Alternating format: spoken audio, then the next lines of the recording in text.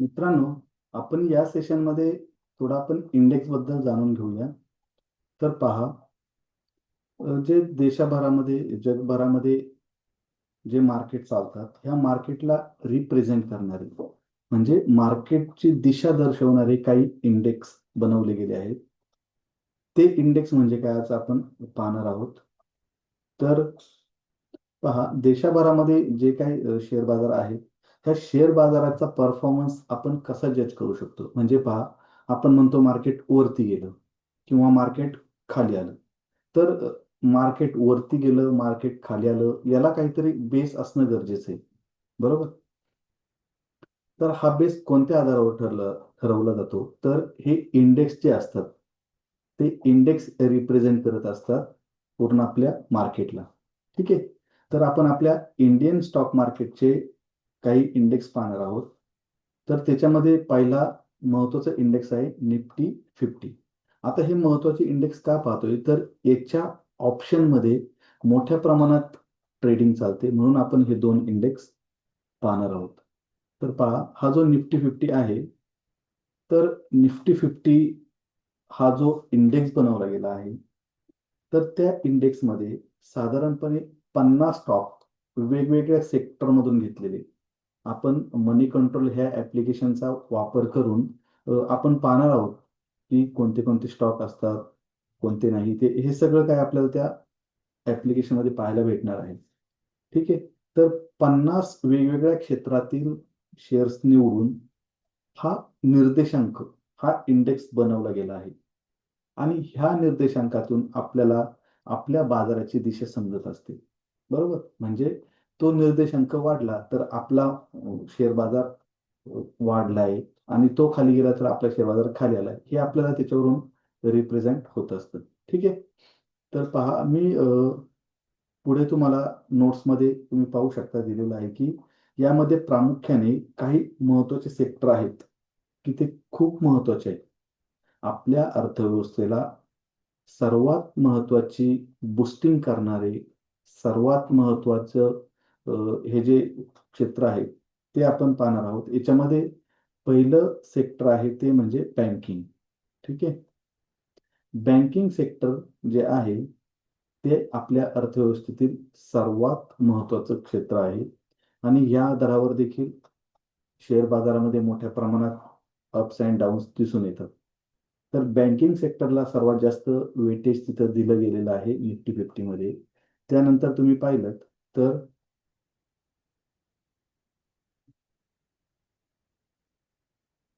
इथे पहा, मी I T दिलेले. ओके. I T sector.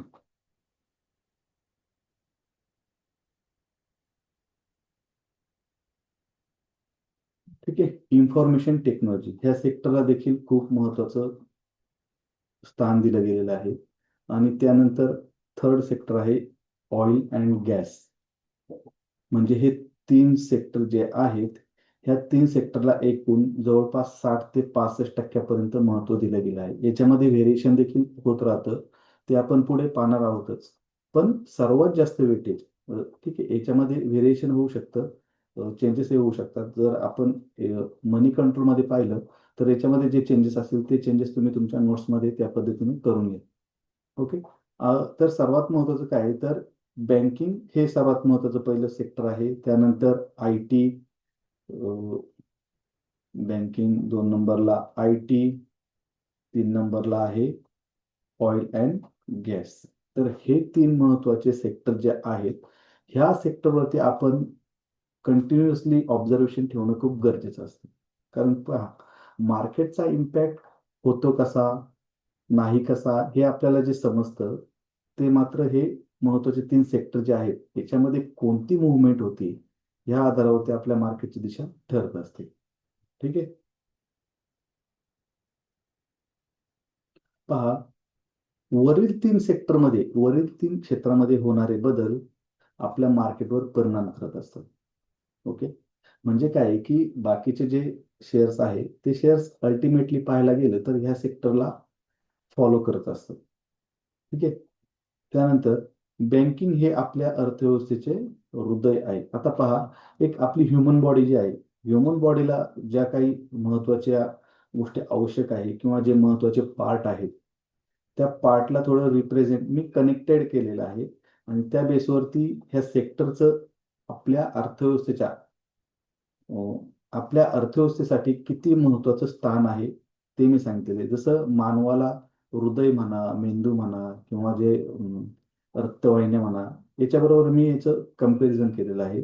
तर पहा, बँकिंग सेक्टरला आपण इथे हृदय म्हटले, म्हणजे बँकिंग सेक्टर हा आपला अर्थव्यवस्थेचा हर्ट आहे.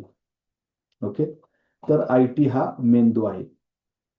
एक मेंदू लक्षात घ्या. मेंदूचा आय टी बरोबर कम्पॅरिझन काय केलेलं आहे किंवा आय टी बरोबर कनेक्शन का दाखवलेलं आहे, तर पहा, आपला मेंदू जसं काम करतो त्या पद्धतीने आय टी सेक्टर देखील नॉलेजचं काम करत आहे.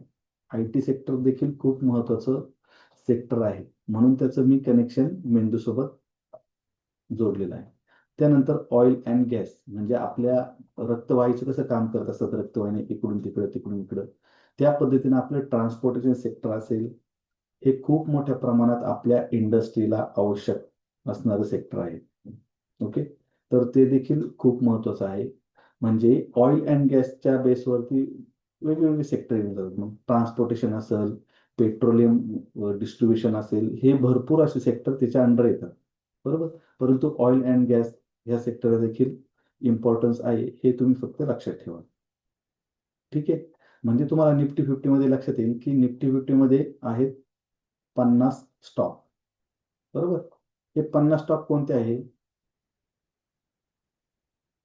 NSE बाजाराचे, नॅशनल स्टॉक एक्सचेंज. आपण डीप मध्ये जाणार नाहीये. बाजार चालू कसा झाला, काय कसं, आपल्याला हिस्ट्री देखील पाहायची काही गरज नाहीये. तुम्हाला युट्यूबवर तुम्ही पाहिलं तर तुम्हाला ती देखील समजून जाईल. ओके. तर NSE बाजाराचा हा इंडेक्स आहे. कोणता? निफ्टी 50. NSE बाजार म्हणजे नॅशनल स्टॉक एक्सचेंज. ह्या नॅशनल स्टॉक एक्सचेंजचा परफॉर्मन्स हा निफ्टी 50 आपल्याला दाखवत असतो. ठीक आहे. आपण बोलतो आज मार्केट वर गेले तर निफ्टी 50 हा वरती गेलेला असतो. त्यानंतर मार्केट खाली आलं, निफ्टी 50 हा डाऊन आलेला असतो. म्हणजे आपल्या नॅशनल स्टॉक एक्सचेंजला रिप्रेझेंट करणारा हा निफ्टी स्टॉक आहे. ओके.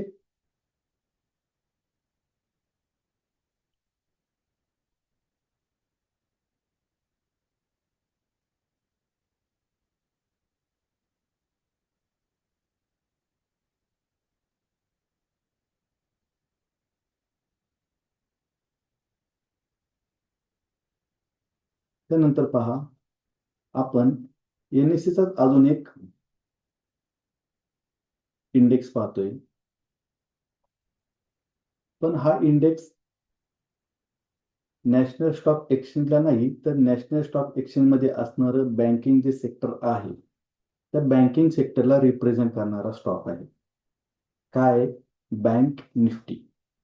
तर हा बँक निफ्टी हा कसा तयार केला गेलेला आहे तो पाहूया आपण. वर सांगितल्याप्रमाणे बँकिंग सेक्टरला अर्थव्यवस्थेत महत्वाचे स्थान आहे. यामुळे बँकिंग सेक्टरचा एक स्वतंत्र असा NSE मार्फत निर्देशांक बनवला गेला आहे.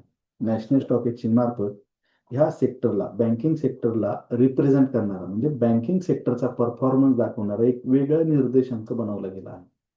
ओके. या निर्देशांकामध्ये एकूण 12 बँकिंग कंपन्यांचे शेअर्स आहेत. 12 बँकिंग कंपनी आहेत त्याच्यामध्ये. त्या 12 बँकिंग कंपन्यांचा एकत्रपणे मिळून हा बँक निफ्टी तयार झालेला आहे. त्या कोणत्या कंपन्या आहेत ते पण आपण पाहणार आहोत. ओके. निफ्टी 50 मध्ये बँकिंगचे वजन, बँकिंगला वेटेज जास्त आहे निफ्टी 50 मध्ये. त्यामुळे निफ्टी 50 वर बँकिंग, म्हणजेच बँकिंग मधला जो बँक निफ्टी हा जो इंडेक्स आहे, याचा प्रभाव जास्त दिसून येतो.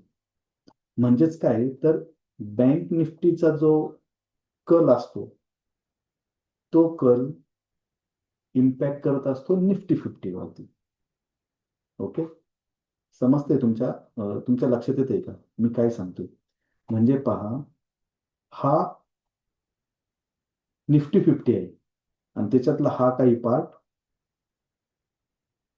बँक निफ्टीचा आहे. ओके. लक्षात येते. म्हणजे ह्या पार्टमध्ये काही प्रमाणात मुवमेंट झाली तर याचा इम्पॅक्ट या बाकीच्या सेक्टरवर देखील होताना दिसून येतो. म्हणून मी ही लाईन इथे नमूद केलेली आहे की निफ्टी 50 मध्ये बँकिंगचे वजन जास्त असल्याने बँक निफ्टीचा मोठा प्रभाव निफ्टी 50 वर दिसून येतो. ओके, तर पहा, प्रामुख्याने पाहायला गेलं तर याच्यामध्ये आता कोणत्या 12 बँकांपैकी महत्वाच्या बँका पाहूया आपण. HDFC bank, ICICI bank, Kotak bank, या 3 महत्वाच्या बँका याच्यामध्ये भूमिका पार पाडत असतात. ओके, आपण हे देखील पाहणार आहोत. तर आपण काय करूया की मनी कंट्रोल मध्ये हे जे सेक्टर आहेत हे सेक्टरचा थोडा स्टडी करूया. ओके, मी स्क्रीन शेअर करतोय. आता मी कोणत्या स्क्रीनवर जातोय? ओके, तर पहा, मी आलोय इकडे माझ्या मोबाईलच्या स्क्रीनवरती.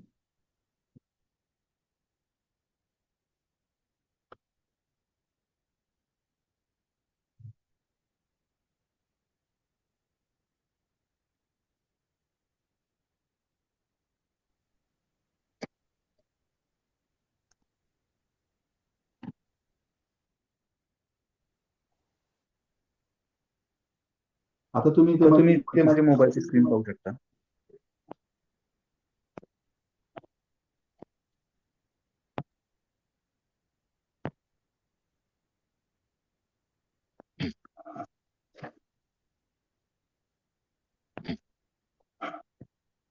ठीक आहे. ठीक आहे, तर आता तर आता पहा, तुम्हाला हे मनी कंट्रोल ऍप्लिकेशन दिसत असेल. हे मनी मनी कंट्रोल कंट्रोल ऍप्लिकेशन ओपन करू.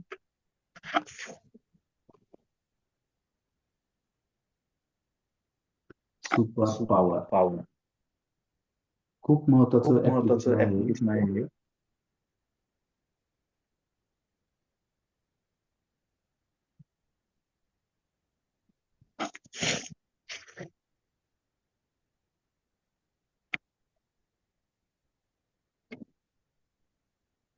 तुमच्या तुमच्या मोबाईलमध्ये मोबाईलमध्ये देखील हे हे ऍप्लिकेशन ऍप्लिकेशन ओपन केल्यानंतर माझा ते माझा इंटरफेस इंटरफेस दिसणार आहे.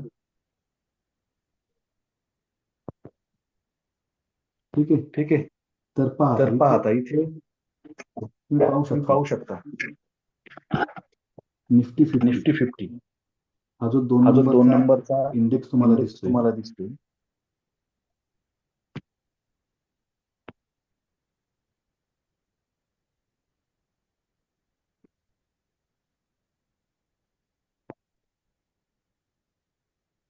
हा निफ्टी हा 50 निफ्टी इंडेक्स 50 तुम्हाला इंडेक्स दिसत तुम्हाला असेल. दिसत असेल. आता त्याची आता रेंज त्याची पाहायला रेंज गेली पाहायला गेली तर 24,812 24,812 ही रेंज ही दिसते. रेंज दिसते. बरोबर. बरोबर, आता आपण आता पाहूया आपण पाहूया.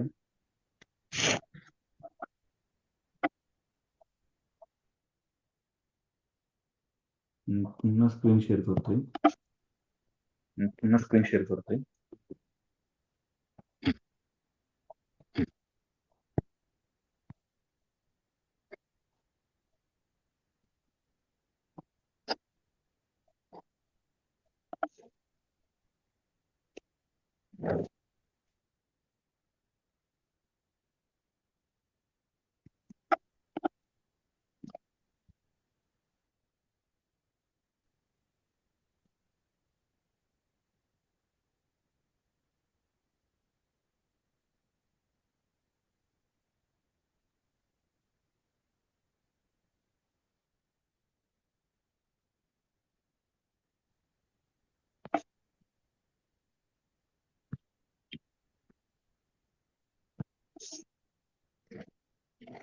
ठीक आहे. ठीक आहे, तर तुम्ही आता इथे तर तुम्ही पाहू आता इथे शकता पाहू शकता की की आजचा जो आजचा जो परफॉर्मन्स आहे परफॉर्मन्स तो आहे तो परफॉर्मन्स परफॉर्मन्स तुम्हाला तुम्हाला तिथे पाहता येईल. Open price open price 24,780.35. 24,780.35. नंतर नंतर प्रिव्हियस क्लोज प्रिव्हियस काय होता, क्लोज काय होता, त्यानंतर त्यानंतर डेची रेंज डेची काय रेंज होती, काय होती, ह्या गोष्टी या तुम्हाला गोष्टी तुम्हाला इथे पाहता येतील. पाहता ठीक येतील. आहे. ठीक आहे, त्यानंतर त्यानंतर आता आपण येऊया आता आपण येऊया कॉन्ट्रीब्युटर्स वर. कॉन्ट्रीब्युटर्सवर. ओके, ओके, आता याच्यामध्ये आता याच्यामध्ये कॉन्ट्रीब्युटर्स कॉन्ट्रीब्युटर्स नेमके किती नेमके आहेत, किती कोण आहेत, आहेत, कोण आहेत, हे आपल्याला हे इथे आपल्याला पाहता इथे येईल. पाहता येईल. तर पहा तर टोटल आपल्याला आपल्याला पाहायचे पाहायचे झाले तर झाले आपण इकडे तर आपण स्टॉक इकडे मध्ये स्टॉक गेलो मध्ये तर गेलो आपल्याला तर टोटल आपल्याला कॉन्ट्रीब्युटर्स पाहता कॉन्ट्रीब्युटर्स येतील. पाहता येतील.